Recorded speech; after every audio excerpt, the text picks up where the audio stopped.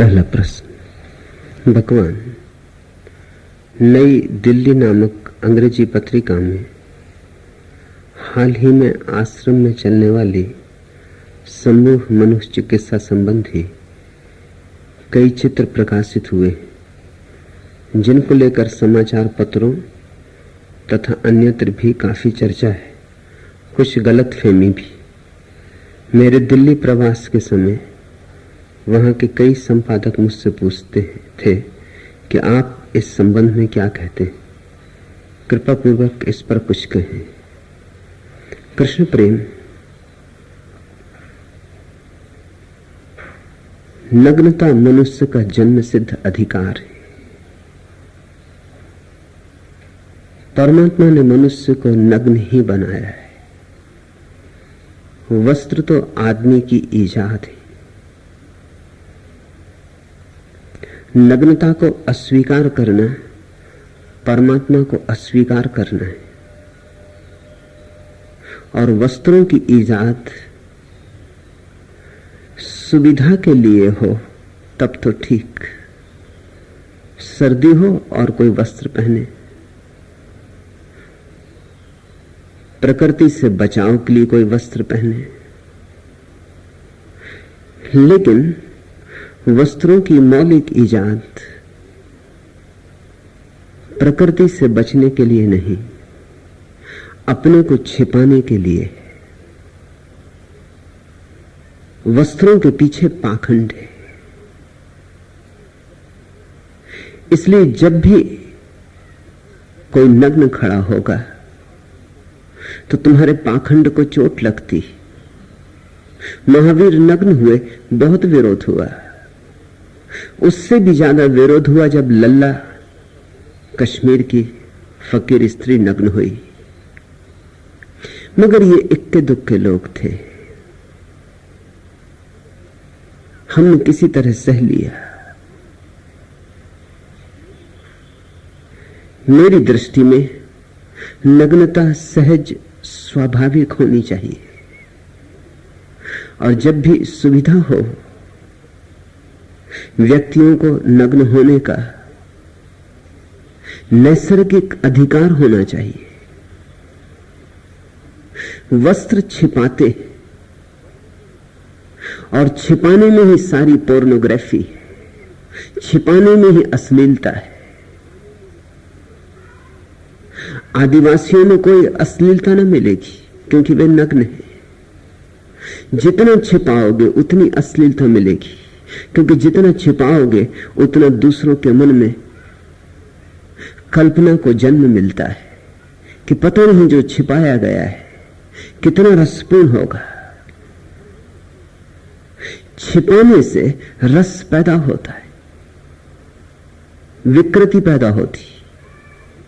जिस चीज को भी हम छिपा लेते उसे देखने की आतुरता पैदा होती। बुर्का डालकर, घूंघट डालकर एक स्त्री रास्ते से निकलती, लोग झुक झुक के देखने लगते। वही स्त्री बिना बुर्का डाले निकलती, कोई उसके चेहरे पर ध्यान नहीं देता।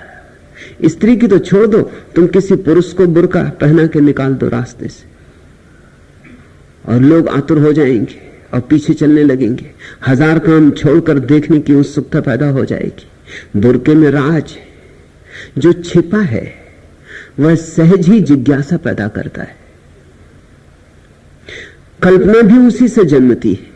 तो थोड़ा छिपाओ और थोड़ा प्रकट रखो, यह अश्लीलता का सूत्र है। जरा सा प्रकट करो और जरा सा छिपाए रहो, तो जो प्रकट है वह छुपा है, उसके संबंध में जिज्ञासा को जन्माता रहेगा। आदिवासी नग्न रहते हैं, न स्त्रियों को चिंता है पुरुषों की, न पुरुषों को चिंता है स्त्रियों की। सारे पशु नग्न हैं, वृक्ष नग्न है, तुम्हें कोई अड़चन नहीं हो रही है। मनुष्य को क्या हो गया है? ईसाइयों की कहानी कहती है कि जैसे ही अदम और ईव ने ज्ञान के वृक्ष का फल खाया, जो पहली बात उन्हें याद आई वो थी अपनी नग्नता। उन्होंने जल्दी से पत्ते उठाकर अपनी नग्नता ढांक ली। यह कहानी प्रीतिकर है, अर्थपूर्ण है। ज्ञान का फल खाया, जैसे ही अहंकार जगा, ज्ञान का फल अहंकार जगाता है, और इसलिए आदम और ईव को परमात्मा ने स्वर्ग के राज्य से बाहर निकाल दिया, क्योंकि उनमें अहंकार का जन्म हो चुका था। और जहां अहंकार का जन्म होता है वहां छिपावट, दुराव पैदा होता है। मैं समस्त दुराव का दुश्मन हूं, मैं समस्त छिपाव का विरोधी हूं। मैं चाहता हूं कि तुम न केवल शारीरिक अर्थों में, मानसिक अर्थों में, आध्यात्मिक अर्थों में, सब तलों पर नग्न होने का सामर्थ्य जुटाओ। परमात्मा के सामने नग्न होना है सब तलों पर। तुम जैसे हो वैसे ही अपने को प्रकट करो, छिपाने से कुछ भी न होगा। फिर छिपाने के पीछे तुम बीमारियां देखते हो, रोग देखते हो। एक तरफ हम छिपाते, लेकिन जरा गौर से देखो कि जो हम छिपाते उसी को हम और उभाड़ के दिखाना चाहते। स्त्रियां स्तन छिपाती, लेकिन छिपाती हैं या उभारती? स्तनों को उभारने के लिए कितने अंग वस्त्र इजाद किए जाते हैं ताकि स्तन सुडौल मालूम पड़े, बड़े मालूम पड़े, स्पष्ट दिखाई पड़े। एक तरफ छिपा रहे हो वस्त्रों में, दूसरी तरफ उभार के दिखला रहे हो, उछाल रहे हो। तुम जान के चकित होगे, यूनान में और रोम में ठीक इसी तरह की बीमारी अतीत में आदमियों को पैदा हुई थी। तो वो अपनी जन्मेंद्री पर एक चमड़ा चढ़ा लेते थे, चमड़े के खोल पहन लेते थे, ऊपर से वस्त्र पहनते, अंदर चमड़े की खोल जन्मेंद्री पर पहन लेते, ताकि वस्त्रों के ऊपर से जन्मेंद्री का बड़ा रूप दिखाई पड़ता रहे। इसको तुम रुग्ण कहोगे या स्वस्थ कहोगे? स्त्रियों के स्तन के संबंध में भी कुछ भेद नहीं, यही बात है। झूठे स्तन बाजार में बिकते, रबर और फोम के। झूठे नितंब भी बाजार में बिकते। ऊपर से वस्त्र हैं, भीतर झूठे नितंब हैं, झूठे स्तन हैं। एक तरफ छिपाने का खेल चल रहा है, दूसरी तरफ उछालने का खेल चल रहा है। कल मैंने अखबार में देखा, लोकसभा में स्त्रियों के अंग वस्त्रों पर कुछ चर्चा चली, तो मोहन धारिया ने कहा कि जिनको भी इस संबंध में ठीक से समझना हो वो श्री रजनीश आश्रम पूना जाएं। मैं स्वागत करता हूं, लोकसभा के सारे मित्र यहां आए।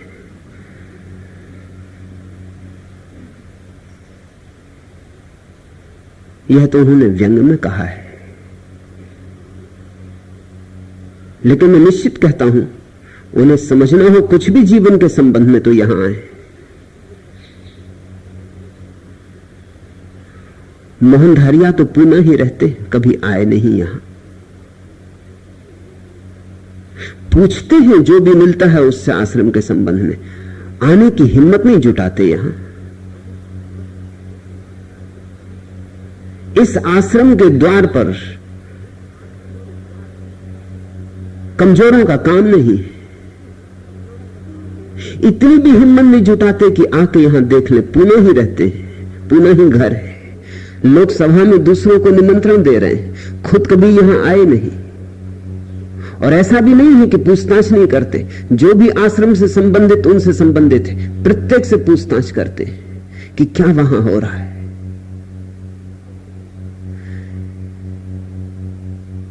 एक पाखंड का लंबा सिलसिला है, उस पाखंड के कारण जरा जरा सी बातों से उपद्रव हो जाते। नई दिल्ली पत्रिका में लीला नाम के समूह चिकित्सा के प्रयोग के कुछ नई दिल्ली पत्रिका में नग्न चित्र छपे, उससे बहुत उपद्रव मच गया है। बिना समझे, बिना बूझे। चित्र भी सब चुराए हुए, क्योंकि चित्र जिसने लिए थे, जिस जर्मन पत्रकार ने, वो अब सन्यासी है। स्टर्न के जर्मन पत्रकार सत्यानंद ने उन चित्रों को लिया था और जर्मनी की पत्रिका स्टर्न में बड़ी महत्वपूर्ण व्याख्या के साथ उन चित्रों को छापा था।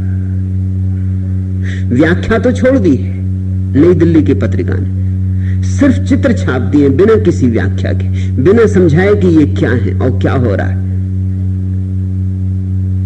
ये जालसाजियां हैं, ये अनैतिक व्यवहार है, ये अशोभन अलोकतांत्रिक व्यवहार है, ये न्याययुक्त बात नहीं है।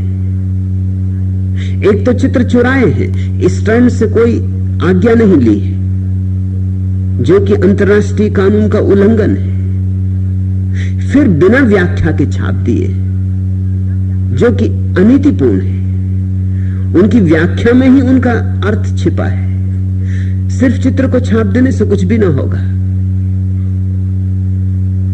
चित्र को छाप के तो सिर्फ लोगों को भड़काने की चेष्टा की जाती, और इस देश में इतना गहन अज्ञान है और इस देश में इतना गहन दमन है कि हर छोटी मोटी चीज लोगों को भड़का देती।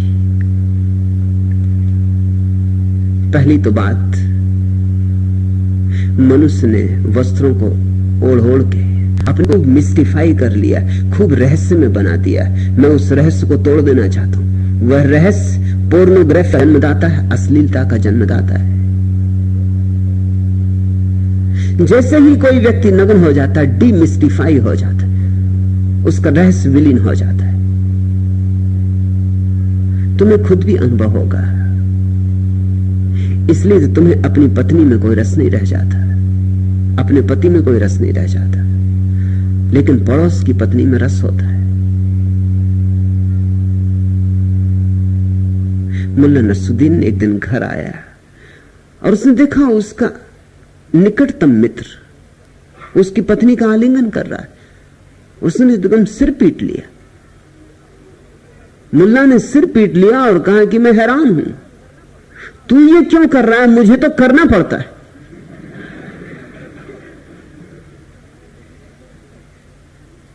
पत्नियों में क्यों रस समाप्त हो जाता है? कारण तुमने खोजा। तुम उनकी देह से परिचित हो गए हो, रहस्य खो गया, जिज्ञासा का कोई अर्थ नहीं रहा, कल्पना को खुल के खेलने का कोई मौका नहीं रहा। लेकिन पड़ोसी की पत्नी, उसके संबंध में कल्पना को खेलने का मौका है। नग्न व्यक्ति को कितनी देर तक देखते रहोगे? थोड़ी देर बाद पाओगे बात खत्म हो गई। आखिर नग्न व्यक्ति में क्या हो सकता है? जो होता है वस्त्रों में, वस्त्रों की छिपावट में सारी अश्लीलता का राज छिपा है। दुनिया से अश्लीलता न मिटेगी जब तक नग्नता मनुष्य का जन्म सिद्ध अधिकार स्वीकृत नहीं हो जाता।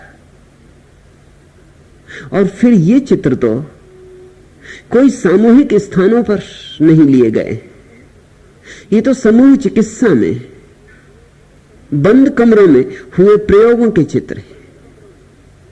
इससे किसी को कोई प्रयोजन नहीं होना चाहिए।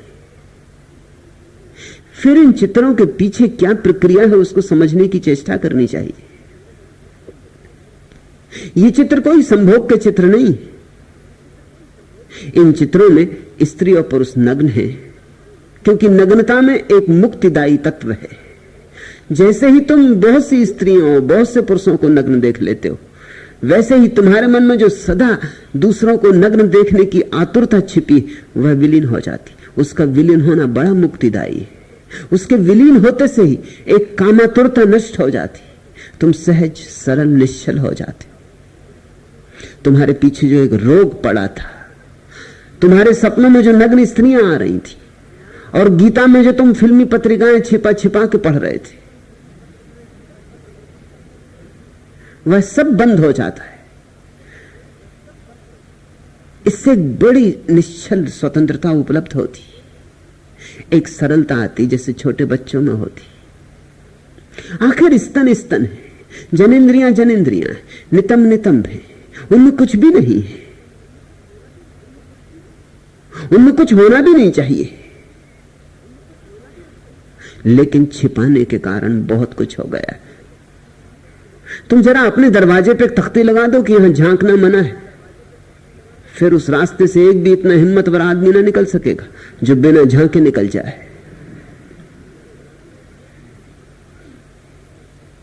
एक मेरे मित्र हैं, उनके मकान की दीवार के पास लोग पेशाब कर जाते थे। उन्होंने मुझसे कहा, मैंने कहा तुम एक बड़ी तख्ती लगा दो कि यहां पेशाब करना सख्त मना है। उन्होंने तख्ती लगा दी। 5-7 दिन मेरे पास आए और बोले आपने और मुसीबत कर दी। जो बिना पेशाब किए निकलते थे वो भी करने लगे, क्योंकि जब तख्ती पढ़ी यहां पेशाब करना सख्त मना है तो अड़चन पैदा हो जाती, एकदम याद आ जाती जिनको याद नहीं भी थी, जो अपने मजे से काम पे चले जा रहे थे। मैं रोज सुनता हूं, जैसे ही मैत्रेय जी खड़े होते मुझे पता चल जाता है कि वो खड़े हो गए, क्योंकि लोग एकदम खांसने लगते। उनकी आवाज तो बाद में सुनाई पड़ती, लेकिन तुम्हारी खांसी की आवाज सुनकर मैं समझ जाता हूं कि मैत्रेय जी खड़े हो गए। उन्हें देख के उसके पहले बिल्कुल तुम शांत बैठे थे, ना कोई गले में खराश थी ना कोई खांसी थी, लेकिन मैत्रेय जी क्या खड़े हुए, बस एकदम सबके गले में खराश हो जाती। इसे तुम रोज देखते हो, रोज अनुभव करते हो। निषेध में एक तरह का निमंत्रण हो जाता है। वस्त्रों ने निषेध पैदा कर दिया है और निमंत्रण पैदा कर दिया है। मोहनधारिया को जरूर मैं कहता हूं आओ, और दिल्ली के बाकी पागलों को भी अपने साथ ले आओ।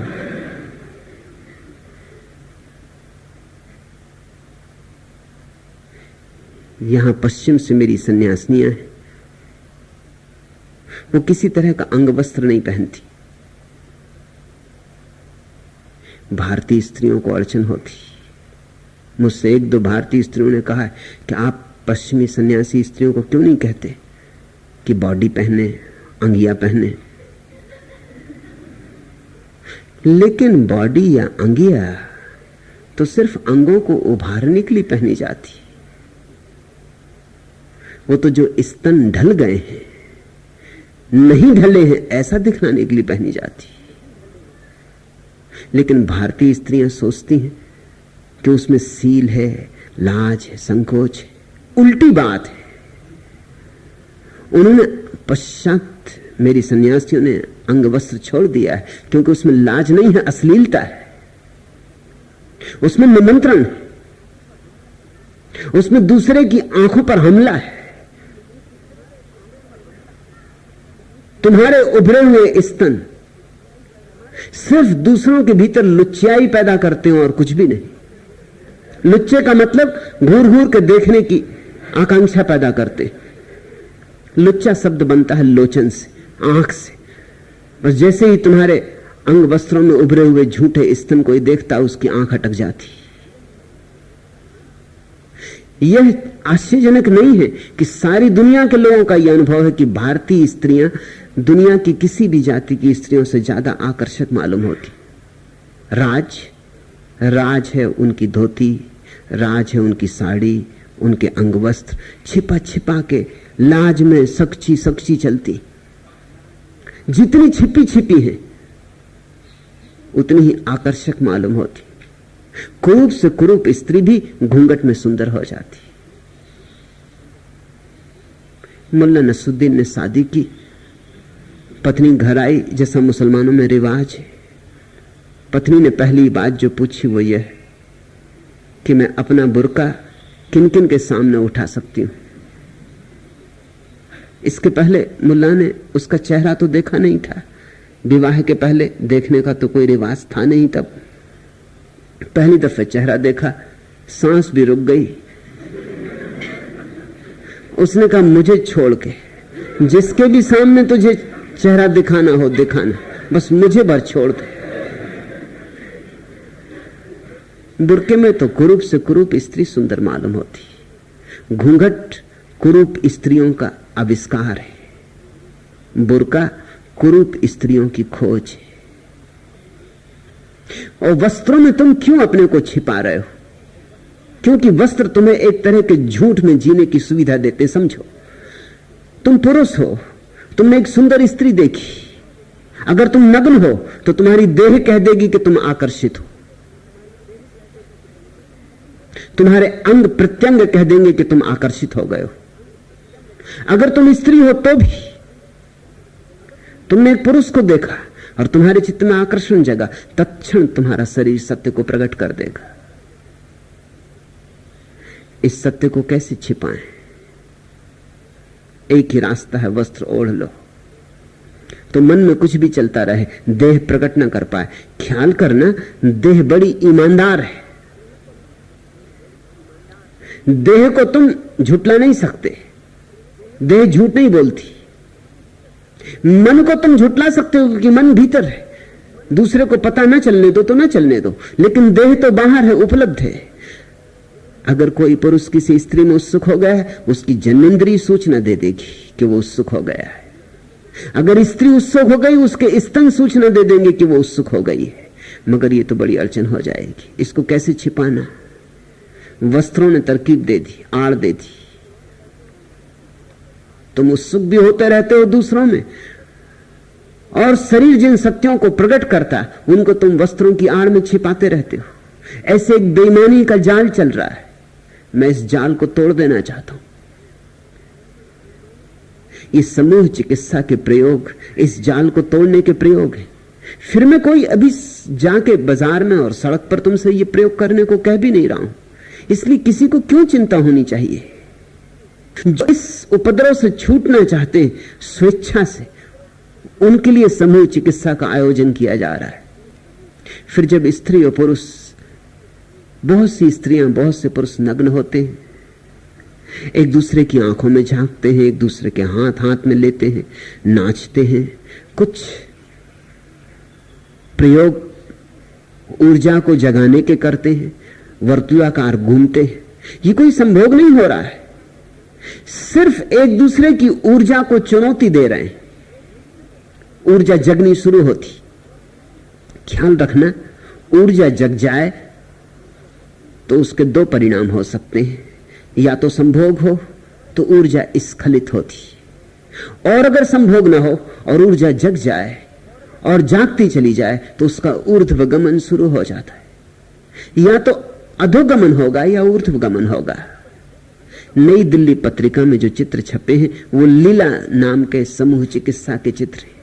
लीला, ऊर्जा की लीला का प्रयोग है। स्त्रियों को देखकर, पुरुषों को देखकर दोनों के भीतर ऊर्जा का प्रवाह जगता है। उस प्रवाह को इतनी चुनौती देनी है कि तुम्हारे भीतर जो सोए पड़े हुए हैं जन्मों जन्मों के स्रोत, वे सब सजग हो जाएं, और फिर उसे अधोगामी नहीं होने देना है, उसे ऊर्ध्वगमन की तरफ ले जाना है। ये कुंडलिनी जागरण के ही प्रयोग है, ये कुछ नए प्रयोग नहीं है। ये सदियों से तंत्र के मार्ग पर चलने वाले साधक करते रहे। सरहपा और तिलोपा और कणहप्पा सदियों से इन प्रयोगों को करते रहे। मैं पहली बार इन प्रयोगों को एक वैज्ञानिक आधार भूमि देने की चेष्टा कर रहा हूं। ये प्रयोग चुपचाप किए जाते रहे, शास्त्रों में इनका उल्लेख भी है, लेकिन सामान्य जन को इनकी कभी कोई खबर नहीं दी गई, क्योंकि सामान्य जन का कभी सम्मान नहीं किया गया। मैं सामान्य जन का सम्मान कर रहा हूं। मैं कहता हूं कि क्यों सामान्य जन का इतना अपमान हो, आखिर उसे भी ये अनूठे प्रयोगों का अवसर मिलना चाहिए, क्योंकि वह क्यों न जाने कि ऊर्जा के ऊपर जाते हुए आयाम भी है। वह क्यों वंचित रह जाए। जो ऊर्जा जन्मेंद्री से स्खलित होती है वह क्यों न सहस्त्रार में चढ़े, और क्यों न सहस्त्रार का कमल खिले। जो अब तक छिपा छिपा था, गुप्त गुप्त था, उसे मैं प्रकट कर रहा हूं। यही मेरा कसूर है, यह मेरा अपराध है। इस अपराध के लिए मुझे हजार तरह की परेशानियां झेलनी पड़ रही और झेलनी पड़ेंगी, क्योंकि मैं इस प्रक्रिया को बंद करने वाला नहीं हूं, परिणाम कुछ भी हो, इस प्रक्रिया को और गहन करूंगा, इस प्रक्रिया को और लोगों तक पहुंचाऊंगा। जो भी सुनने को राजी होंगे, समझने को राजी होंगे, उनको जीवन की ऊर्जा का रूपांतरण कैसे किया जाए, नीचे जाती ऊर्जा को ऊपर कैसे ले जाया जाए, ये अनूठे प्रयोग मैं अब जगत के सामने प्रकट करना चाहता हूं। अब इनको थोड़े बहुत लोग चुपचाप अपनी अपने मठों में छिप के करते रहें, इतने से नहीं होगा। पूरी मनुष्य जाति काम वासना से तड़फ रही है, परेशान हो रही है, और औषधि हमारे पास हो और कुछ लोग इसका उपयोग करते रहें, यह ठीक नहीं। यह औषधि सर्वसुलभ होनी चाहिए, ये सबको मिल जानी चाहिए, क्योंकि ये सभी का रोग है। वे जो चित्र नई दिल्ली पत्रिका में प्रकाशित हुए हैं, इसी तरह के प्रयोग के चित्र। स्त्री और पुरुष नग्न एक दूसरे का हाथ में हाथ लिए, या एक दूसरे की देह को स्पर्श करते हुए, या एक दूसरे की आंख में आंख डाले हुए चुनौती दे रहे हैं वो जो भीतर छिपा है उसे जागने के लिए, जगाने के लिए। इससे संबंध संभोग का कोई भी नहीं है। ये तो संभोग के बिल्कुल विपरीत दिशा है। ऊर्जा पहले जगनी चाहिए और जगती है विपरीत के आघात से। पुरुष है धन विद्युत, स्त्री है ऋण विद्युत, और दोनों का एक दूसरे पर आघात हो तो ही ऊर्जा जगती। तुम भी जानते हो कि ऊर्जा जगती है, मगर तुम उसे दबा जाते हो। इन प्रयोगों में उस ऊर्जा को दबाना नहीं है, उस ऊर्जा को सहारा देना है, उस ऊर्जा को उठाना है, जितना उठ सके उठाना है, और एक खास सीमा पर जाकर रूपांतरण होता है। जैसे 100 डिग्री पर पानी भाप बन जाता है, ऐसे ही तुम्हारे भीतर जब 100 डिग्री ऊर्जा जगती है तो नीचे ना जाके ऊपर जाने लगती। तुमने देखा पानी तो नीचे की तरफ जाता है, भाप ऊपर की तरफ जाती, क्रांति घट गई। और जैसे ही काम ऊर्जा ऊपर की तरफ जाती है, राम की झलक मिलनी शुरू हो जाती। मगर ये तो वे ही समझ पाएंगे जो इन प्रयोगों को करने का साहस करेंगे। मोहनधारिया नहीं समझ पाएंगे। मोहनधारिया तो इस आश्रम के दरवाजे के भीतर प्रवेश करने की हिम्मत नहीं कर सकते, और बिना समझे बूझे वक्तव्य देना सिर्फ मूढ़ता के लक्षण है और कुछ भी नहीं। यहां एक अनूठा रासायनिक प्रयोग हो रहा है। यह प्रयोग हिम्मतशालियों के लिए है।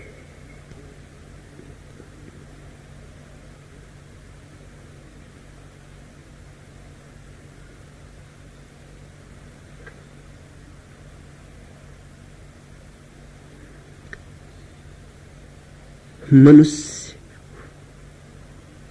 ऊर्जा के अतिरिक्त और कुछ भी नहीं,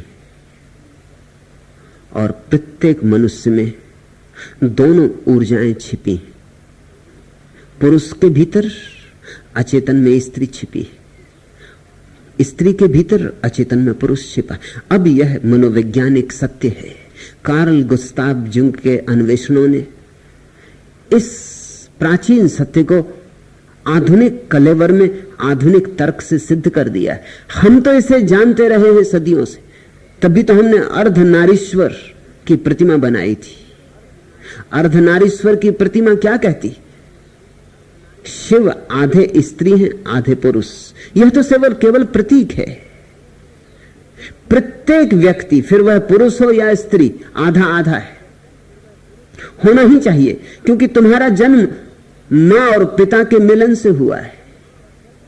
आधा हिस्सा मां ने दिया है, आधा पिता ने दिया है, तब तुम बने हो। तो तुम्हारे भीतर आधी स्त्री है, आधा पुरुष है। अगर तुम पुरुष हो शारीरिक दृष्टि से, तो चेतन मन में तुमने अपने को पुरुष जाना है, उसके पीछे ही छिपा हुआ अचेतन मन है, उसमें तुम स्त्री हो। और अगर तुम स्त्री हो शारीरिक रूप से, तो चेतन मन में स्त्री और अचेतन में पुरुष छिपा है। ये जो लीला के प्रयोग हैं, ऊर्जा के प्रयोग हैं, इनमें बाहर की स्त्री का, बाहर का पुरुष का सहारा लेकर भीतर छिपी स्त्री और भीतर छिपे पुरुष को उकसाया जा रहा है, जगाया जा रहा है। तुम जब भी किसी बाहर की स्त्री में आतुर होते हो, उत्सुक होते हो, तो तुम्हें पता हो या ना हो, कहीं ना कहीं किसी अनजान अर्थों में, अज्ञात अर्थों में तुम्हारे भीतर की स्त्री की झलक तुम्हें बाहर की स्त्री में मिली। नहीं तो तुम हर स्त्री के प्रेम में क्यों नहीं पड़ जाते हो? तुमने कभी इस पर विचार किया है? हर पुरुष तुम्हें आकर्षित नहीं करता, हर स्त्री तुम्हें आकर्षित नहीं करती। कभी अकस्मात किसी व्यक्ति को पहली दफा देखते हो और आकर्षित हो जाते हो। क्या होगा इसका कारण? इसका कारण एक ही है, वह जो बाहर की स्त्री है वह किसी रूप में तुम्हारे अचेतन में छिपी स्त्री का प्रतिबिंब है, उसकी झलक दे रही। उसने तुम्हारे भीतर की स्त्री को सप्राण कर दिया, सोए को जगा दिया। लीला चिकित्सा में इसको जानकर प्रयोग किया जाता है। लीला चिकित्सा की पूरी प्रक्रिया और पद्धति ऐसी है कि जिसमें बाहर की स्त्री का सहारा लेकर भीतर की स्त्री को सोए से झकझोर देना है, और बाहर का पुरुष का सहारा लेकर भीतर की पुरुष को झकझोर देना है। जब तुम्हारे भीतर की स्त्री और पुरुष दोनों जग जाते तो एक अपूर्व मिलन घटित होता है, तुम्हारे भीतर घटित होता है। एक अपूर्व स्त्री और पुरुष ऊर्जा का सम्मिलन तुम्हारे भीतर घटित होता है। उस सम्मिलन में तुम पूर्ण हो जाते हो, क्योंकि फिर अधूरा अधूरापन नहीं रह जाता। और आश्चर्य की बात तो यह है, जिसके भीतर यह घटन हो जाए, जिसके भीतर यह संगठन हो जाए, जिसके भीतर की स्त्री और पुरुष एक हो जाएं, उसे फिर बाहर की स्त्री और पुरुष में कोई रस नहीं रह जाता। मेरी बातें ऊपर से तो ऐसी लगती हैं कि मैं लोगों को भोग की तरफ ले जा रहा हूं, बस ऊपर से ही लगती, और ना समझों को लगती, उनको लगती जिनकी बात का कोई मूल्य नहीं है। मैं तुम्हें परम ब्रह्मचर्य की तरफ ले चल रहा हूं, क्योंकि जिस दिन तुम्हारे भीतर की स्त्री और पुरुष का मिलन हो जाएगा, उसी दिन परम ब्रह्मचर्य घटित हो जाएगा। उस दिन के बाद फिर तुम्हें कोई रस नहीं रह जाएगा बाहर की स्त्री में और बाहर के पुरुष में, और भागना भी ना पड़ेगा, कहीं दबाना भी ना पड़ेगा कुछ। एक अपूर्व शांत मौन क्रांति घट जाती, शोरगुल भी नहीं होता, तुम्हारे भीतर द्वंद्व समाप्त हो जाता है, निर्द्वंद का जन्म हो जाता है।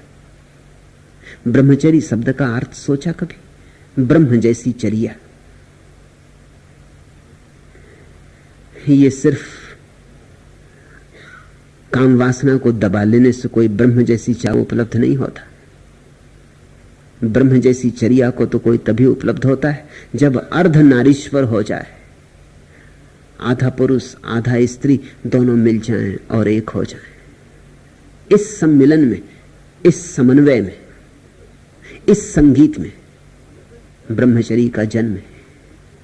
यहां जो भी हो रहा है उसका अंतिम लक्ष्य ब्रह्मचर्य है। मगर जो ऊपर ऊपर देखेंगे वो तो बड़े परेशान होंगे, वो तो परेशान हो ही रहे।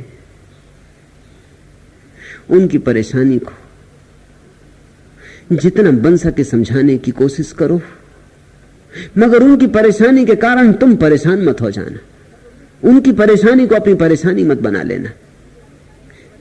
नासमझों का एक समूह है, वह चलता रहेगा, वह मुझे गालियां देता रहेगा, उसकी फिक्र छोड़ो, उसकी चिंता ना लो, उसमें उलझो भी मत, तुम अपने काम में लगे रहो। धीरे धीरे जब यहां ब्रह्मचर्य को उपलब्ध चेतनाएं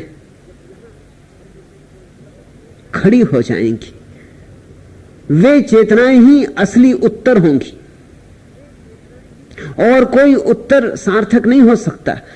मैं फिक्र में हूं प्रमाण जुटा सकूं, और उस फिक्र को तुम ही पूरा कर सकते हो।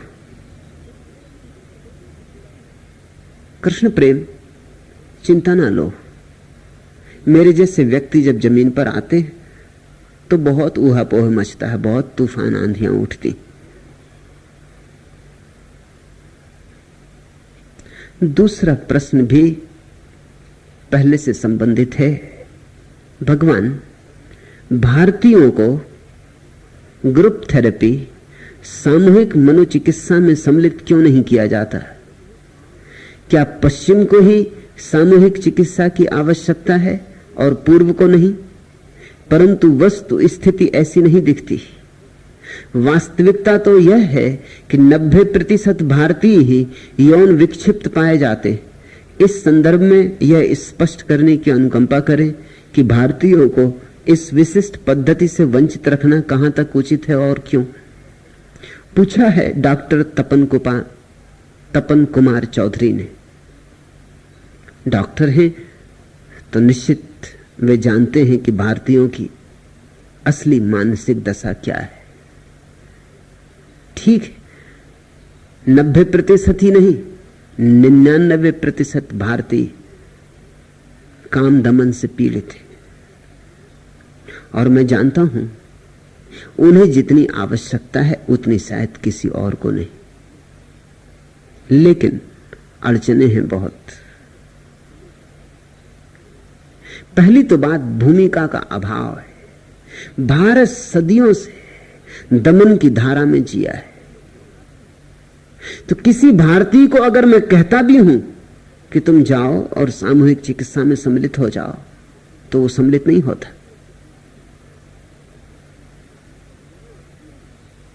भाग खड़ा होता है, यहां आते ही नहीं। फिर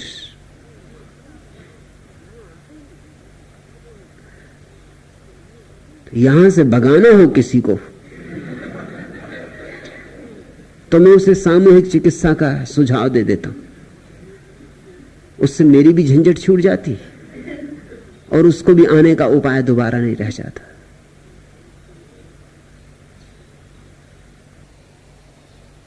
भूमिका का अभाव है।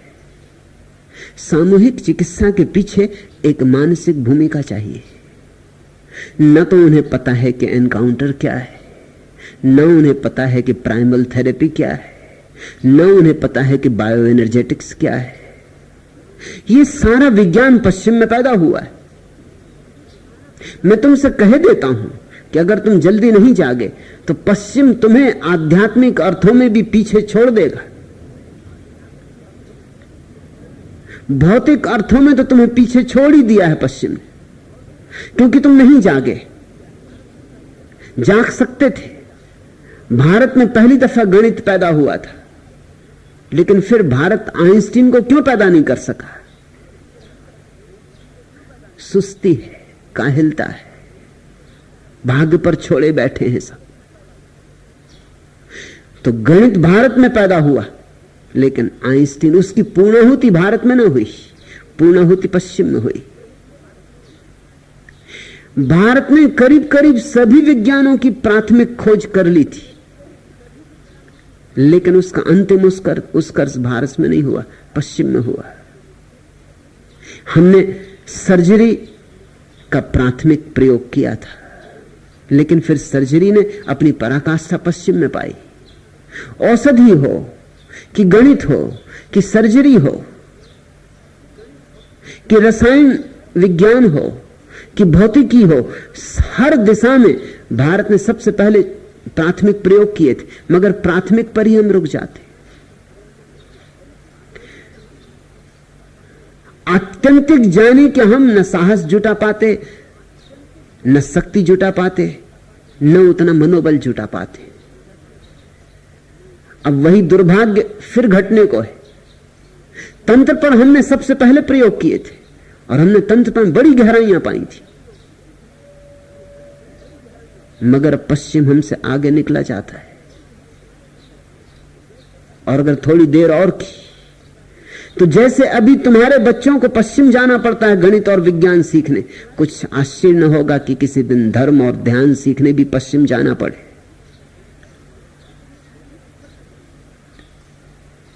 तुम उसमें भी पिछड़ते जा रहे हो जिसमें तुम सदा अग्रणी थे। अब तुम उसमें भी अग्रणी ज्यादा देर न रहोगे। तुम्हारी आदत ही पिछड़ने की हो गई। तुम किसी भी चीज में अपनी सारी सामर्थ्य लगा के नहीं जुटते हो।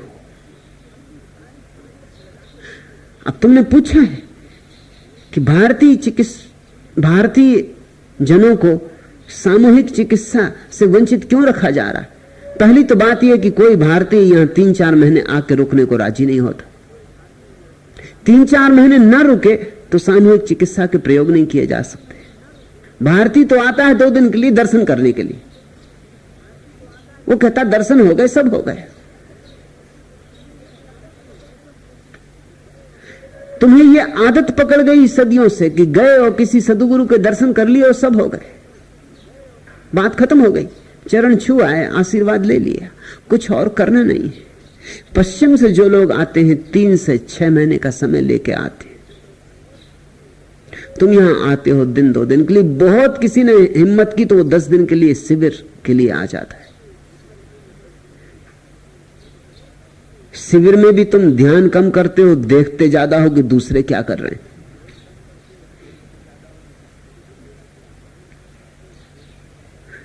तुम्हारा रस कुछ विक्षिप्त हो गया है। दांव पर तुम कुछ भी लगाना नहीं चाहते।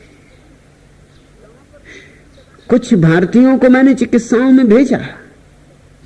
मैं चाहता हूं कि चिकित्सा का जो लाभ हो सकता है वो भारतीयों को भी मिले, मिलना ही चाहिए। और तपन कुमार, तुम ठीक कहते हो कि 99% लोग यहां रुग्ण हैं, इनको आप चिकित्सा का अवसर न देंगे? देना चाहता हूं। पहली तो बात, किसी को चिकित्सा के लिए कहो तो वो राजी नहीं होता। अब जबरदस्ती तो किसी के ऊपर चिकित्सा नहीं थोपी जा सकती। आदमी भाग रहा हो और तुम उसे लिटाओ और ऑपरेशन करो, ये तो नहीं हो सकता। कम से कम उसकी स्वीकृति तो चाहिए ही। स्वेच्छा से ही चिकित्सा हो सकती। फिर किन्हीं को मैंने समझा बुझा के भेज भी दिया तो वो चिकित्सा में पहुंच भी जाते, सम्मिलित नहीं होते, बैठे रहते हैं एक कोने में,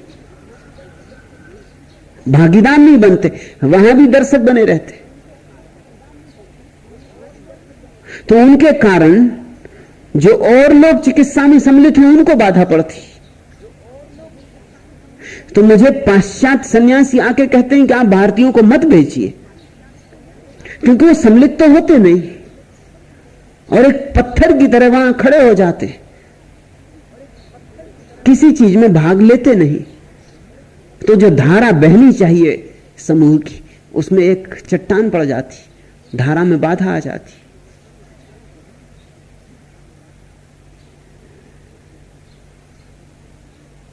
एक तो भूमिका का अभाव है, क्योंकि तुम दमन की हवा में पले हो।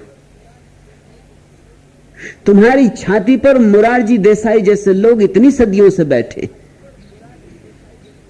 कि जब तक तुम उन्हें न उतार दो तुम्हारे रोग ना उतरेंगे, तुम्हारी बीमारियां ना उतरेंगी। तुम्हारे पास ऐसी ऐसी धारणाएं चित्त में घर कर गई कि उनके साथ अड़चन है। अब तुमने पूछा है तपन कुमार, लेकिन अगर किसी भारतीय को मैं कहता हूं कि तुम जाके लीला थेरेपी में या एनकाउंटर में सम्मिलित हो जाओ,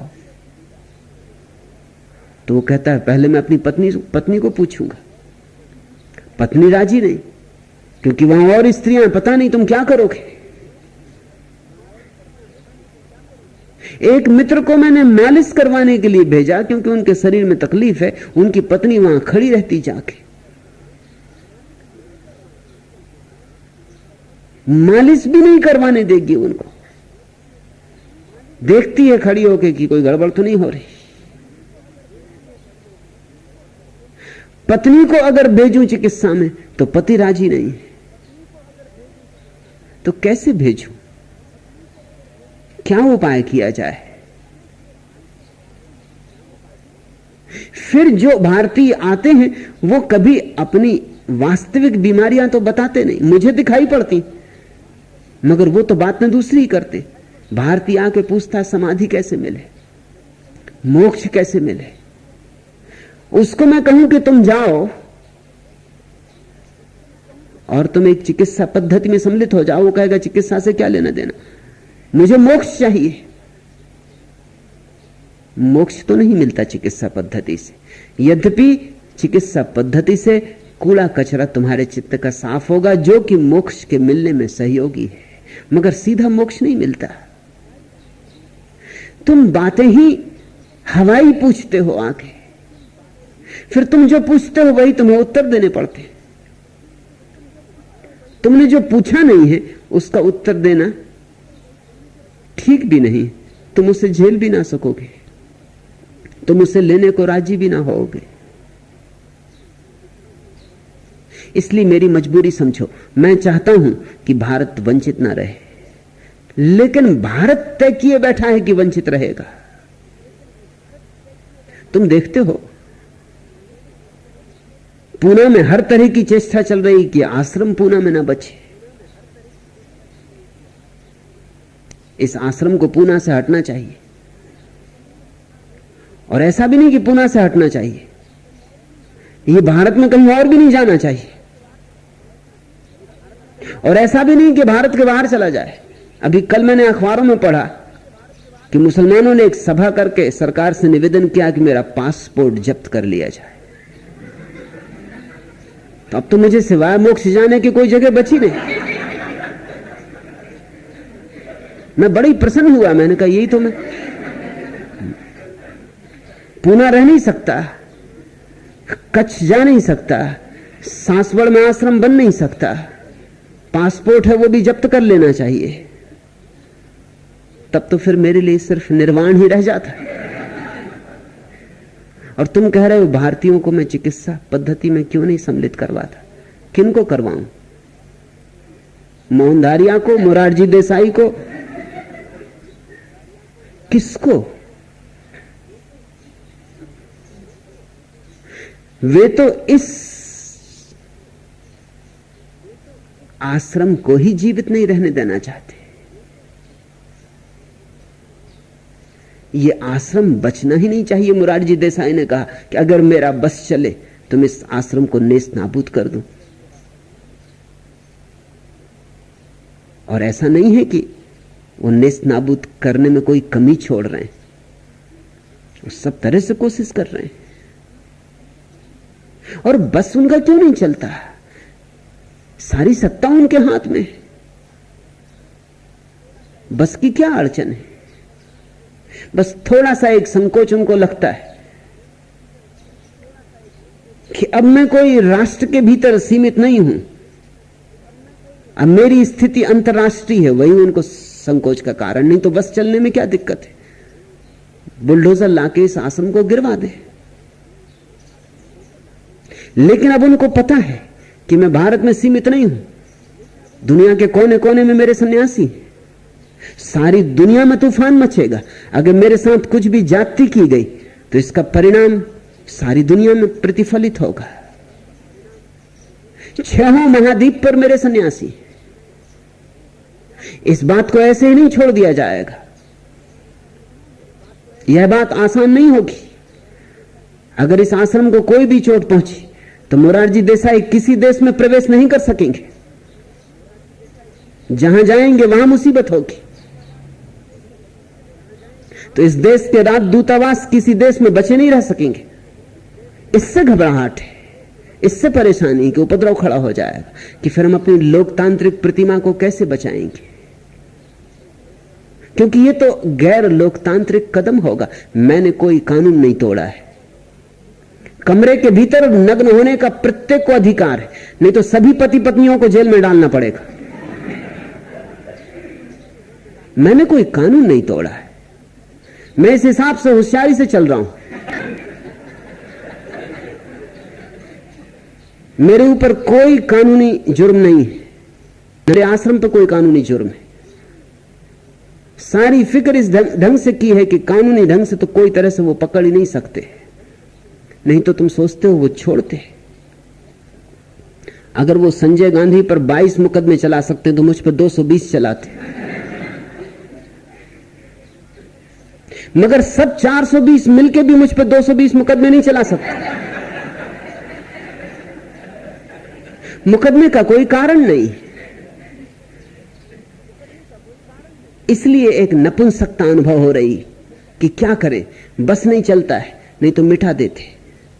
मगर जितना बस चलता है उतनी चेष्टा जारी रखते। तुम कहते हो मैं भारतीयों को इन चिकित्सा पद्धति में क्यों सम्मिलित नहीं करता? किसको सम्मिलित करूं? फिर सम्मिलित होने इस तरह के लोग जरूर आते जिनका प्रयोजन दूसरा है, जो चाहते हैं कि चित्र ले लें वहां जाके, और चित्रों को अखबारों में छपवा दें।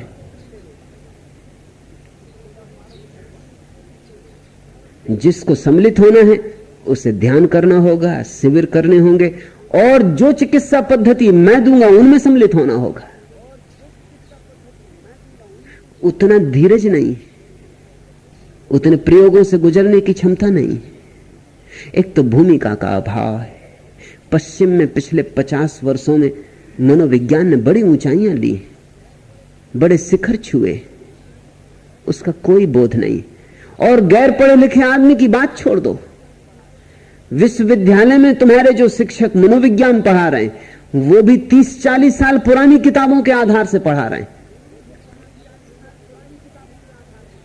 उन्होंने जो पढ़ा था विश्वविद्यालय में वही पढ़ा रहे हैं। उनके लिए अब भी मैकडूगल की किताबें वेद है। उन्हें कोई पता नहीं अब्राहम मैस्लो का, उन्हें कोई पता नहीं फ्रिट्ज पल्स का, उन्हें कोई पता नहीं जेनेव का, उन्हें कोई पता नहीं कि नई नई क्या खोजें हो रही, उन्हें विलियम राइक का कोई पता नहीं। मगर फिर यह भारत की ही बात नहीं। विलियम राइक तो अमेरिका में था, लेकिन अमेरिकी सरकार ने उसे जेल में डाल दिया क्योंकि उसने काम ऊर्जा के रूपांतरण के कुछ प्रयोग किए। काम ऊर्जा के रूपांतरण के प्रयोग, और विलियम राइक दिक्कत में पड़ा। और फिर उन्होंने आखिरी क्या तरकीब की तुम्हें पता है? कोई उसके खिलाफ कानूनी उपाय नहीं मिल सका तो झूठा जबरदस्ती उसे पागल करार दे दिया, और पागल करार दे के जेल खाने में रख दिया। विलियम राइक जेल खाने में मरा। इस सदी का सबसे बड़ा तांत्रिक शोधक पागल की तरह जेल खाने में मरा, जबरदस्ती मारा गया। अब अमेरिका में अगर ऐसा होता हो तो भारत का तो तुम सोचो कि क्या हालत होगी। इसलिए भूमिका का अभाव बड़ी अड़चन है, शिक्षा का अभाव बड़ी अड़चन है। तुम मुझसे कहते हो सामूहिक चिकित्सा में भारतीयों को प्रवेश दूं, मैं देना भी चाहता हूं, लेकिन यह ऐसा ही होगा कि जिसे साधारण गणित नहीं आता वह अल्बर्ट आइंस्टीन की सापेक्षवाद के सिद्धांत को समझने के लिए कोशिश करे, नहीं समझ पाएगा। उसकी भूमिका तय करनी होगी। धीरे धीरे सने सने उसकी भूमिका तैयार कर रहा हूं। ये मेरे सन्यास का व्यापक प्रसार उसी दिशा में आयोजन है। धीरे धीरे तुम मुझसे राजी होने लगो, मेरी बात तुम्हें समझ में आने लगे। धीरे धीरे तुम इतनी श्रद्धा से भर सको कि अपनी धारणाओं के विपरीत भी प्रयोग करना हो तो कर सको। तो फिर मैं आहिस्ता आहिस्ता तुम्हें प्रयोग करवाऊं, और तुम्हें प्रयोग करवाने के लिए ही नए कम्यून को बनाने का आयोजन कर रहा हूं। क्योंकि पाश्चात्य व्यवस्था से सामूहिक चिकित्सा तुम्हारी ना हो सकेगी। तुम्हारे लिए मुझे नए ढंग ही खोजने होंगे जो तुम्हारी भारतीय शैली और व्यवस्था के अनुकूल। पाश्चात्य चिकित्सा महंगी है, यद्यपि मैंने उसे इतना सस्ता किया जितना किया जा सकता है। जिस चिकित्सा के लिए पश्चिम में 5,000 रुपए खर्च होते हैं, उस चिकित्सा के लिए यहां 500 रुपए में व्यवस्था की है। लेकिन भारतीय के लिए तो 500 रुपए भी बहुत है। उसके लिए तो 50 रुपए में व्यवस्था हो सकती तो ही काम हो सकेगा। तो नए कम्यून में जहां ज्यादा जगह होगी, ज्यादा विस्तार होगा, ज्यादा सुविधा से प्रयोग हो सकेंगे। अब यहां तो हर चीज की अड़चन है। यहां तो साउंड प्रूफ कमरा चाहिए, एयर कंडीशन कमरा चाहिए, क्योंकि साउंड प्रूफ ना हो तो चिकित्सा में जो आवाजें निकलेंगी पड़ोसी परेशान करते हैं, वो पुलिस को फौरन खबर कर देते हैं। एयर कंडीशन होना चाहिए तो ही साउंड प्रूफ हो सकता है, नहीं तो लोग मर जाएंगे भीतर बंद कमरे में। तो महंगा हो गया, एयर कंडीशन होगा, साउंड प्रूफ होगा, आवाज बाहर नहीं जानी चाहिए, खास तरह की ईंटों से बना होगा, तो सारी चीज महंगी हो गई। भारतीयों के पास सुविधा नहीं है कि वह भी 500 रुपए भी चिकित्सा के लिए खर्च कर सके। फिर चिकित्सा के समय में खास तरह का भोजन दिया जाता है, क्योंकि प्रत्येक चिकित्सा तुम्हारी ऊर्जा पर काम करती है। किस ऊर्जा के लिए कैसा भोजन जरूरी, वही भोजन दिया जाता है। वो भी महंगा हो जाता है। अब कौन भारतीय 15 दिन के लिए 500 रुपए चिकित्सा का देने के तैयार, लाए भी कहां से? इतनी तो उसकी मासिक तनख्वाह भी नहीं है। वो महीने भर अपने बच्चों को क्या खिलाएगा, पत्नी को क्या खिलाएगा? चाहता हूं, बहुत हृदय से चाहता हूं, भीतर भीतर चिंतित होता हूं कि क्यों तुम्हारे लिए भी सारा साधन ना उपलब्ध हो जाए, मगर फिर उसके लिए बहुत विस्तृत जगह चाहिए जहां कोई पड़ोसी ना हो, तो न एयर कंडीशन की जरूरत होगी, न साउंड प्रूफ की जरूरत होगी। फिर भाषा का प्रश्न है। अभी तो हमारे पास जितने चिकित्सक हैं वो सब पश्चिम से आए हैं, क्योंकि मैंने पश्चिम के श्रेष्ठतम चिकित्सकों को यहां इकट्ठा किया है। तुम जान के चकित हो गए, इस समय पृथ्वी पर चिकित्सा का इतना श्रेष्ठ कोई केंद्र नहीं है, क्योंकि जितने पश्चिम के श्रेष्ठ चिकित्सक थे सब मेरे सन्यासी हो गए। वो समझ सके, मुझे तत्काल समझ सके। पश्चिम के कई चिकित्सा केंद्र बंद हो गए क्योंकि उनके संस्थापक तो पुनः आ गए। इंग्लैंड के 2 चिकित्सा केंद्र बंद हो गए जो बड़े चिकित्सा केंद्र थे, यूरोप के सबसे प्रतिष्ठित चिकित्सा केंद्र थे। एक को तीर्थ चलाता था, एक को सुमेंद्र चलाता था, वो दोनों यहां आ गए। सारी दुनिया से श्रेष्ठ चिकित्सक यहां हैं, लेकिन भाषा का सवाल है। तो अब मैं फिक्र कर रहा हूं इसकी कि भारतीय भाषाओं में चिकित्सक तैयार हो सके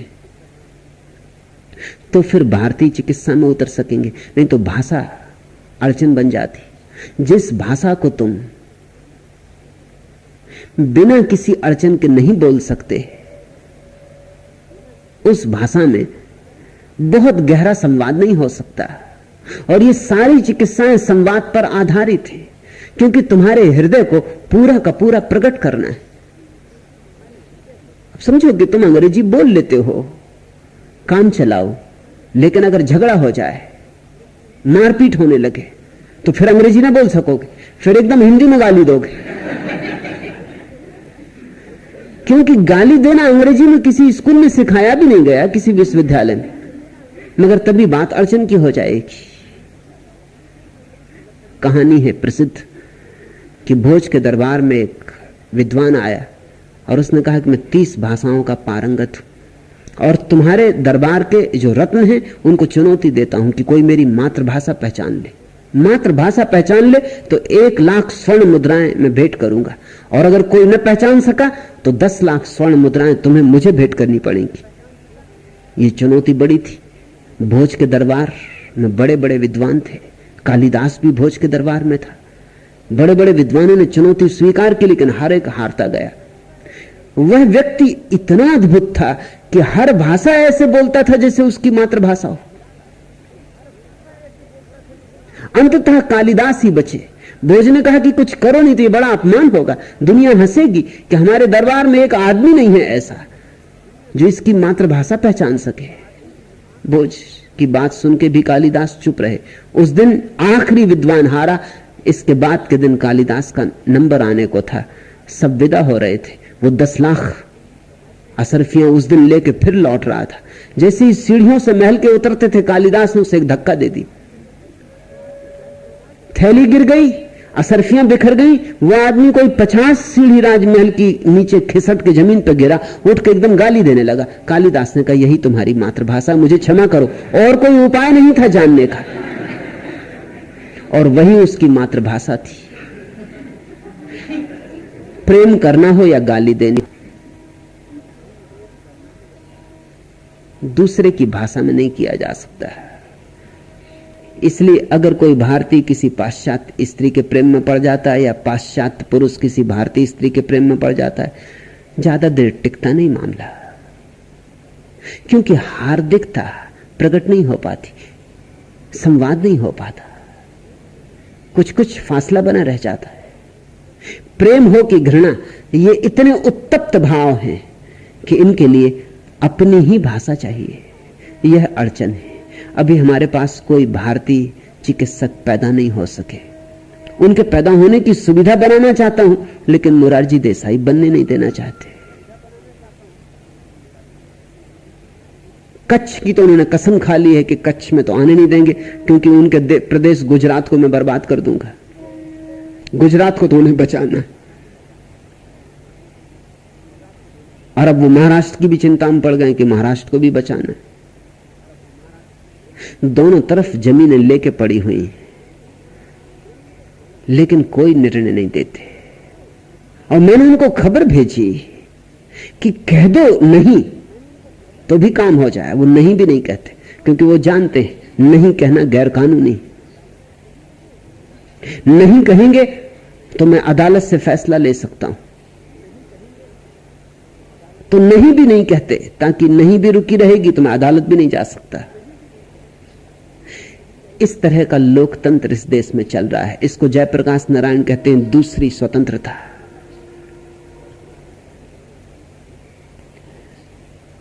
विंस्टन चर्चिल ने जब भारत आजाद हुआ तो इंग्लैंड की पार्लियामेंट में जो शब्द कहे थे वो करीब करीब भविष्यवाणी की तरह सही सिद्ध हो गए। उसने जो शब्द कहे थे वो ये थे, इटली को उसने कहा था कि महानुभाव आप भारत को स्वतंत्रता तो दे रहे हैं, लेकिन 30 साल के भीतर ये लुच्चे और लफंगों के हाथ में पड़ जाएगा। 30 साल पूरे हो गए और लुच्चे और लफंगों के हाथ में देश पड़ गया।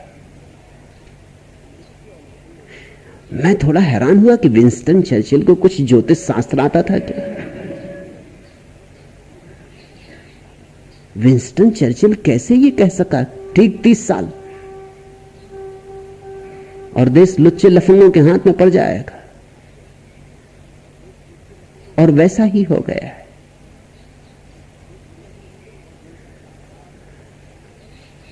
तो पहली बात भूमिका का अभाव है,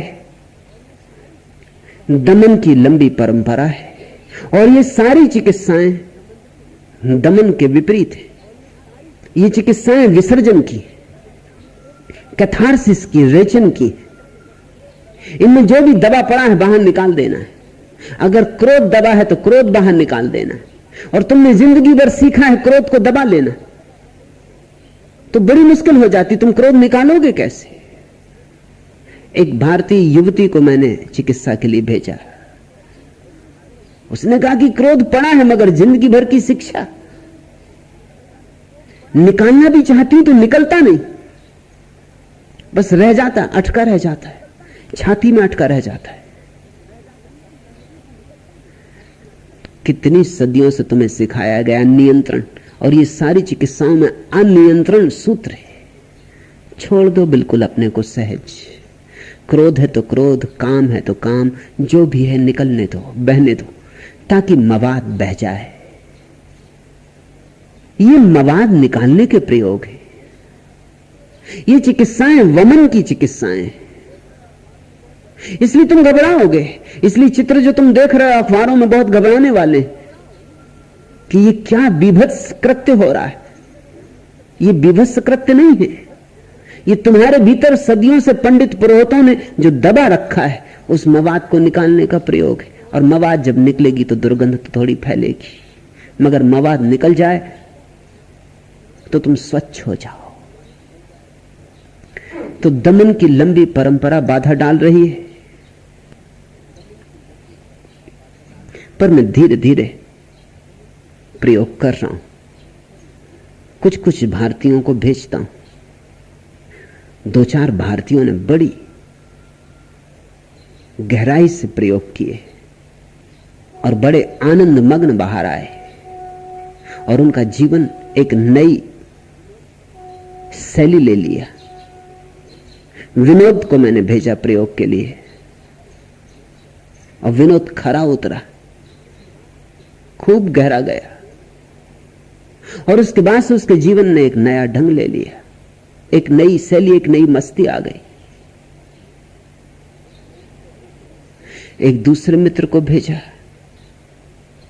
वही आग्रह करते थे बहुत दिन से कि मुझे भेजें,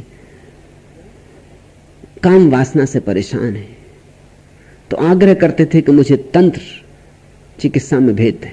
मैंने उनसे कहा कि तुम कहते हो कि तुम्हें तंत्र चिकित्सा में भेज दूं, लेकिन तुम उसमें उतर ना पाओगे अभी। तुम्हें पहले उचित होगा कि तुम प्राइमल थेरेपी में जाओ। मगर प्राइमल थेरेपी चलती कोई 10 दिन 12 दिन, उनका उतना तो मेरे पास समय नहीं, मुझे तो 3 दिन का तंत्र भर दे दे। नहीं माने तो मैंने कहा कि ठीक है जाओ, जानता था कि व्यर्थ होगा, क्योंकि प्राइमल थेरेपी से गुजरो पहले तो तंत्र में प्रवेश कर सकोगे, नहीं तो नहीं कर सकोगे, समझ में ना आएगा। वो 3 दिन वहां बैठे रहे, उनकी अकल में कुछ भी ना आया कि क्या हो रहा है। और तंत्र में जो लोग सम्मिलित थे उन्होंने शिकायत की कि इस आदमी को आपने क्यों भेज दिया है, ये सिर्फ वहां बैठा रहता है पालथी मारे, इसकी मौजूदगी हमें आखर रही, न कुछ बोलता है न कुछ चालता है, चौंका सा घबराया सा कि क्या हो रहा है। अब वो फिर आ गए थे कि मुझे फिर तंत्र में जाना है। मैंने कहा कि अब नहीं, अब तुम 2-4 चिकित्साओं में पहले जाओ, आहिस्ता आहिस्ता। अनुभव यह कह रहा है कि मुझे भारतीयों के लिए थोड़ी उदार, थोड़ी कुनकुनी चिकित्साएं विकसित करनी होगी। पश्चिम की चिकित्साएं बहुत उत्तप्त हैं, पश्चिम के लोगों को जरा अड़चन नहीं। पश्चिम ने बड़ी हिम्मत कर ली। तुम जरा सोचो, पश्चिम से युवतियां चली आई हैं बिना फिक्र किए, यहां परदेश में अटकी हैं, तुम्हारे सब तरह की बेहूदगियां झेलती। सन्यासियों को रोज रास्तों पर कोई धक्का देता है, कोई उनके कपड़े खींच लेता है, कोई उनका बैग ही छीन के भाग जाता है। सब तरह का उपद्रव झेल रही, लेकिन फिर भी मौजूद हैं, टिकी। एक बड़ा साहस पश्चिम में पैदा हुआ है, वैसा साहस हमारे लोगों ने खो दिया है। हमने हजारों साल से अभियान नहीं किया है कोई, हम बिल्कुल मुर्दा हो गए। हमने देश को एक मरघट बना दिया है। इस मरघट में मैं फिर से तुम्हें पुकार रहा हूं, कुछ जागने लगे हैं लोग, वही मेरे सन्यासी हैं। कुछ हिम्मतवर स्वीकार करने लगे हैं चुनौती, वही मेरे सन्यासी। जल्दी जैसे ही सुविधा जुट जाएगी, भारतीयों के लिए भी चिकित्सा का इंतजाम तपन कुमार हो सकेगा। करना ही चाहता हूं, भारत को बड़ी जरूरत है।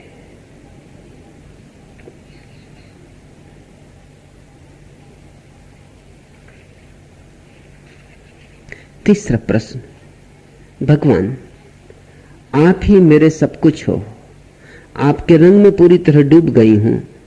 मेरा यह समर्पण पूरा है या अधूरा मैं कुछ नहीं जानती, फिर भी मैं जैसी हूं आनंदित हूं। आपके पहले मेरा न किसी संत से मिलना हुआ, न आगे किसी से मिलने की इच्छा है। फिर भी शायद आगे किसी तथाकथित साधु से मिलना हो जाए कि जो चमत्कार जादू टोना करने वाला हो, तो क्या उसके सम्मोहन का मुझ पर असर हो जाएगा? कृपया बताने की अनुकंपा करें। शांता भारती, जिस पे मेरा सम्मोहन चल गया, फिर उस पर किसी का सम्मोहन नहीं चलता है, उसकी तू चिंता छोड़। आखिरी बात हो ही गई, अब कहां जादू टोना। क्या आशा अभिलाषा बंदे, अब यह रोना धोना क्या। दृष्टि लग चुकी जबकि नियत की, तब जादू और टोना क्या। इतना तो हो चुका अभी तक, अरे और अब होना क्या।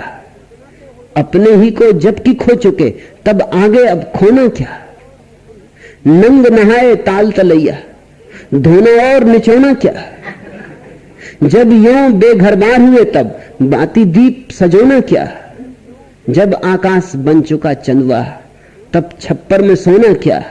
जब संग्रह का विग्रह टूटा, तब अब स्वर्ग खिलौना क्या।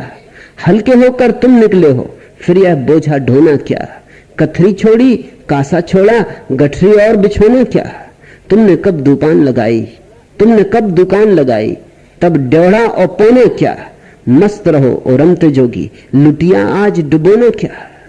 अब फिक्र छोड़ो, अब कोई जादू टोना कुछ कर सकेगा नहीं। अब तो डूब ही गए, अब और कोई क्या डुबाएगा। अब बचे नहीं, अब कोई और क्या मिटाएगा। नहीं, अब कोई चिंता नहीं है। और तू सौभाग्यशाली है शांता कि सीधे ही सागर के पास आ गई, छोटी ताल तलैयों में न उलझी। और जिसने सागर देख लिया, अब ताल तलैया कुछ भी ना कर सकेंगे। जिससे मेरी बात रुझ जाती, उसे चिंता के बाहर हो जाना चाहिए।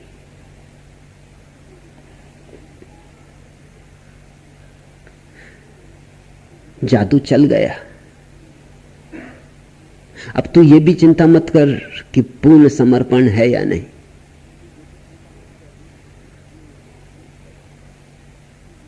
एक बीज भी पड़ जाए समर्पण का तो काफी है। एक बीज ही फिर वृक्ष हो जाता है, एक बीज से ही फिर बहुत बड़ा वृक्ष हो जाता है। वह बीज पड़ गया है। एक बूंद अमृत की काफी है। कोई पूरा सागर अमृत का थोड़ी पीना पड़ता है, एक बूंद काफी है। और वह बूंद पड़ गई है। वह बूंद न पड़े तो मुझसे संबंध ही नहीं जुड़ता। मुझसे थोड़े से ही लोगों का संबंध जुड़ सकता है। मुझसे संबंध जुड़ना ही अपने आप में एक बड़ी परीक्षा है, एक कसौटी। आदमी की उंगलियों में कल्पना जब दौड़ती है, पत्थरों में जान पड़ जाती, मूर्तियां सप्राण होकर जगमगाती हैं। स्पर्श में संजीवनी है। आदमी का स्पर्श उंगली से उतरकर पत्थरों की मूर्तियों में वास करता है। मूर्तियां जीवित बनी रहती हजारों साल तक। बस यही लगता किसी ने आज ही इनको छुआ है। और इस कारण बहुत सी वस्तुएं प्राचीन युग की खुशनुमा है, मोहिनी है, क्योंकि वे हैं आज भी गर्मी लिए उन उंगली जिन्होंने एक दिन उनको छुआ आवेश में। मैं जिसे छू रहा हूं उसे आवेश में छू रहा हूं। मैं आविष्ट हूं। जो मेरे पास सन्निष्ठ हो रहा है वह भी आविष्ट हो रहा है। यह एक जादू के जगत में दीक्षा है। जो झुकेगा, अंजलि भरेगा, जरा सा पी लेगा यह जल, फिर कभी उसकी प्यास ना उठेगी। जीसस एक सांझ एक कुएं पर रुके। कुएं पर भरती थी एक स्त्री जल। उन्होंने उस स्त्री से कहा, मुझे प्यास लगी, मुझे थोड़ा पानी दोगी? उस स्त्री ने जीसस की तरफ देखा। वह स्त्री अत्यंत दीनहीन स्त्री थी, छोटी जात की स्त्री थी। उसने देखा कि जीसस छोटी जाति के नहीं है। उनके कपड़े लत्ते, उनका ढंग, उनका चेहरा। उसने कहा, क्षमा करे राही, शायद तुम्हें पता नहीं कि मैं बहुत गरीब दीनहीन छोटी जात की स्त्री हूं। आपकी जाति के लोग मेरा छुआ पानी नहीं पीते।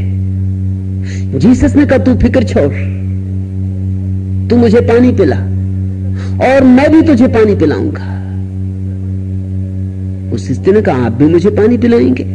थोड़ी चौंकी। उसने कहा, ना तो डोर है आपके पास, ना आपके पास बाल्टी है, आप मुझे कैसे पानी पिलाएंगे? और आप मुझे पानी पिला सकते तो फिर मुझसे क्यों पानी मांगते? जीसस ने कहा, तेरा पानी और मेरा पानी और, तू मुझे पानी पिला, लेकिन तेरा पानी ऐसा है कि घड़ी भर बाद फिर प्यास लगाएगी। मैं भी तुझे पानी पिलाऊंगा, लेकिन मेरा पानी ऐसा है कि फिर तुझे कभी प्यास न लगेगी। और कहते उस स्त्री ने जीसस की आंखों में झांका और जीसस की हो गई। उन आंखों में पी लिया उसने जल, मिल गया उसे अमृत। झांको मुझ में। सन्यास का इतना ही तो अर्थ है कि मेरे करीब आ सको, कि मैं अपनी आविष्ट अंगुलियों से तुम्हें छू सकूं, कि जो मुझे घटा है उसका थोड़ा संस्पर्श तुम्हें भी हो जाए, कि तुम्हारी वीणा को थोड़ा झंकार दूं। एक बार बज जाए राग तो फिर कभी कोई और राग न तो उसके ऊपर है, न कभी था, न हो सकता है।